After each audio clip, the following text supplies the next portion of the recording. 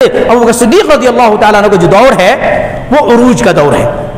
ایک طریقے سے استحکام حاصل ہو رہا ہے اسلام کے مملکہ کو, اسلامی مملکہ کو, اسلامی حکومت کو ایک استحکام, ایک پائیداری حاصل ہو رہی ہے. حضرت ابو بکر صدیق رضی اللہ تعالیٰ عنہ نے جو بڑے بڑے اقدامات کیے ان میں سے آپ کو معلوم ہے, ان میں سے ایک قدم یہ بھی تھا کہ بہت سارے لوگوں نے اللہ کے رسول صلی اللہ علیہ وسلم کے انتقال کے بعد اسلام کے بیت المال میں زکوٰۃ جمع کرنے سے منع کر دیا. کہا کہ ہم زکوٰۃ دیتے تھے اللہ کے رسول صلی اللہ علیہ وسلم کو, اب اللہ کے رسول نہیں رہے تو ہم زکوٰۃ نہیں دیں گے. مشورہ ہوا, شورا قائم کیا گیا. بڑے بڑے صحابہ کرام رضی اللہ تعالیٰ عنہ مجمعین ہیں, حضرت عمر فاروق رضی اللہ تعالیٰ عنہ بھی ہیں.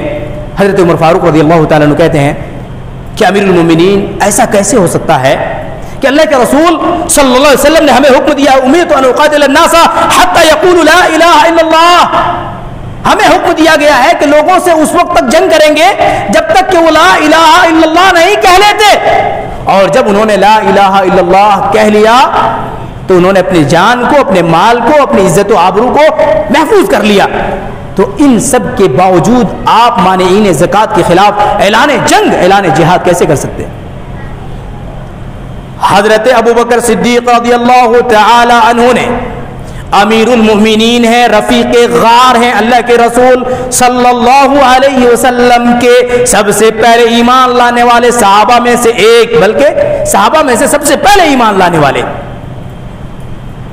وہ کہتے ہیں واللہ اے لوگو تمہیں اس بات کا شبہ ہے, میں قسم کھا کے کہتا ہوں اللہ تبارک و تعالیٰ کی, واللہ انی لأقاتلن من فرق بین الصلاۃ والزکاۃ, اللہ کی قسم میں ان لوگوں سے ضرور بھی ضرور قتال کروں گا, جنگ کروں گا, ان کے خلاف جہاد کروں گا جو نماز اور زکوٰۃ کے درمیان فرق کرتے ہیں, جو نماز اور زکوٰۃ کے درمیان فرق کرتے ہیں. یعنی جو یہ سمجھتے ہیں کہ اللہ کے رسول کے انتقال کے بعد ہم نماز تو پڑھیں گے لیکن آپ کے انتقال کے بعد زکوٰۃ نہیں دیں گے, ہم ان کے خلاف اعلان جہاد کریں گے. کیا پتہ چلا؟ پتہ ہی چلا کہ زکوٰۃ نہ دینے والے لوگ اسلام کے نقطہ نظر میں بہت بڑے مجرم ہیں, بہت بڑے مجرم ہیں. اور جب بیت المال کا نظام درہم برہم ہوتا ہے تو اس کا نقصان کیا ہوتا ہے؟ 2-3 جملوں میں اس کو سنیے, بعد میں مکمل کر دیتا ہوں. جب اسلام کا نظام درہم برہم ہوتا ہے تو اس کا نقصان کیا ہوتا ہے؟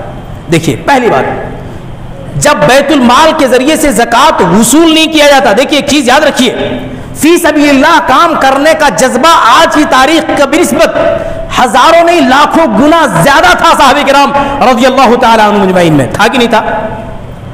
فی سبیل اللہ کام کرنے کا جذبہ ہم سے اور آپ سے زیادہ تھا کہ نہیں تھا؟ اللہ کے رسول صلی اللہ علیہ وسلم کے صحابہ کرام میں تھا.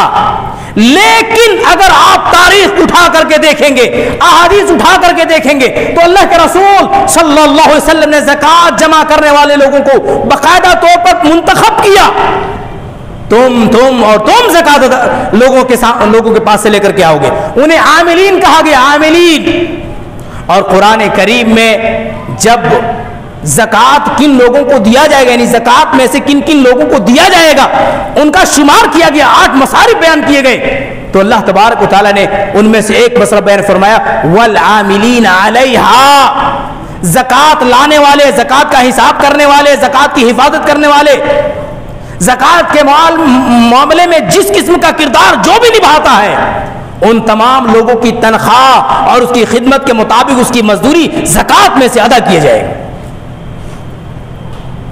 یاد رکھیے, ایک چیز یاد رکھیے, نظام وہ جو اسلام نے کہا, نظام ویسا جیسا اسلام نے دیا, اس نظام کا استعمال ویسا جیسا اسلام نے کیا تو کامیاب ہوگا نظام.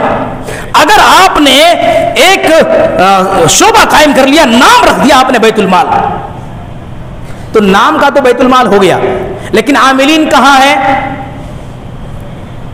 وہ امنا کہاں ہے, وہ خادمین کہاں ہے؟ اور وہ بھی پیڈ ہونا چاہیے, نان پیڈ نہیں, کیونکہ اللہ کا رسول نبوی دور سے بہتر نظام ہم اور آپ بنا, اور نہ ہی کسی انسان میں یہ جذبہ ہو سکتا ہے. آدمی 2 دن کام کرے گا, 3 دن کام کرے گا, 4 دن کام کرے گا, تھک جائے گا. فی سبیل اللہ, یاد رکھیے انسان زندگی بھر فی سبیل اللہ کوئی کام مسلسل کر ہی نہیں سکتا ہے، کوئی خدمت نہیں کر سکتا۔ اسی لیے جب امیر المومنین منتخب کیے گئے حضرت ابوبکر صدیق رضی اللہ تعالی عنہ کو، تو بیت المال سے ان کا وظیفہ اور ان کی تنخواہ گئی۔ کیوں؟ امیر المومنین آپ ہیں، آپ کے دوسرے ذرائع آمدنی بھی ہو سکتے ہیں، لیکن جب آپ کام کر رہے ہیں تو اس کی تنخواہ آپ لیجئے۔ فری میں نہیں چاہیے دین کو خدمت کسی کی، سمجھ رہے؟ کیونکہ جب فری والا کام ہوتا ہے، جب آپ ہمیں کچھ دیں گے نہیں تو آپ میرا محاسبہ نہیں کر سکتے۔ کس بات کا محاسبہ؟ آپ یہ کیسے کہہ سکتے ہیں کہ جناب آپ نے یہ کام نہیں کیا، آپ نے مجھ کو کیا دیا؟ سوال آتا ہے نا۔ میں جو کر رہا ہوں فی سبیل اللہ کر رہا ہوں، تو ذرا سا نظام میں بھی بہتری لانے کی ضرورت ہوگی، اور جب نظام میں بہتری لائیں گے آپ، تو بیت المال جب بہتر منظم انداز میں کام کرے گا، عاملین ہوں گے، ایک ایک آدمی سے رابطہ ہوگا، لوگوں سے یہ کہا نہیں جائے گا آپ اپنے زکوٰۃ کو جمع کیجئے، لوگوں کے کھیتوں میں پہنچایا جائے گا، ماشاءاللہ کیا بہترین فصل، اتنا بڑا ڈھیر آپ کے گیہوں کا ہوا، کتنا کوئنٹل ہوا؟ اتنا، ٹھیک ہے، اس میں سے اتنا الگ کر دیجئے، یہ بیت المال کا حصہ ہے۔ منع نہیں کر سکتا آدمی، آپ کر کے دیکھیے، لوگ منع نہیں کریں گے، لیکن کرنا پڑے گا، کیونکہ یہ مومنین ہیں، یہ مسلمان ہیں، یہ اہل الحدیث ہے، یہ منع نہیں کریں گے، میرا یقین ہے ان کی ذات سے۔ لیکن وہی معاملہ ہے، جب سستی کا موقع ملتا ہے تو انسان کا معاملہ، انسان وجود کے اعتبار سے سست اور کاہل پیدا ہوا ہے، وجود کے اعتبار سے وہ کاہل پیدا ہوا ہے، انہیں جگانا پڑتا ہے۔ اسی لیے ہر نماز کے لیے 5 اذانیں، الگ سے اقامت کیوں رکھی گئی؟ انسان سونے والی مخلوق ہے، یہ آرام پسند مخلوق ہے، یہ کاہل پسند مخلوق ہے، انہیں بار بار بیدار کرنا پڑتا ہے، بار بار تنبیہ کرنا پڑتا ہے۔ ہر جمعہ، ہر ہفتے میں ایک جمعہ رکھا گیا تنبیہ کرنے کے لیے، بتانے کے لیے، سمجھانے کے لیے۔ تو یہ کام جو اسلام نے جس انداز میں رکھا ہے اس انداز میں کریں گے تو انشاءاللہ فائدہ ہی فائدہ ہوگا۔